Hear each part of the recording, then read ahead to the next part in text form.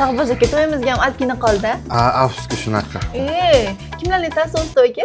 Men sinfdoshlarimga aytaman, ular ovqat kam yeydi. Quroldosh jo'ralarimga aytaman, o'z biror garmay borganman. Keyin kvartiradan aytsam odam ko'payib ketib qolar ekan. 18-19 kishi bo'ladi-da endi. Sen o'zingchi. Men, siz, uydagilarimiz, qog'oz berib turing. Ana, ay, Ruchka. ruchka. Sindosh qizadan aytaman, xunularni. 5 qo'ygan ustozimga aytaman, o'zimlikda. Mahalladagi qizlarni aytaman. Qog'oz tugab qoldi, yana bering.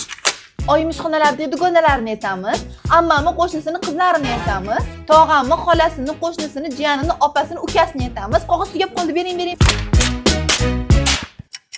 Qaynisini, dugonasini, pochchasini, jiyani. Yana hech kim qolib ketmadimikan? Nima yo'qqa o'tiribsiz? Bu taklifnomalarni o'ziga bitta to'y qilsa bo'ladiki, buncha odamga nima balo qildingsan? Men hammasini o'ylab qo'yganman. Taklifnomalarni hammasini mumtoz kartdan olamiz, chunki u yerda taklifnomalar juda ham sifatli va hamyonbop. Mumtoz kartdami? Mana taklifnomamiz.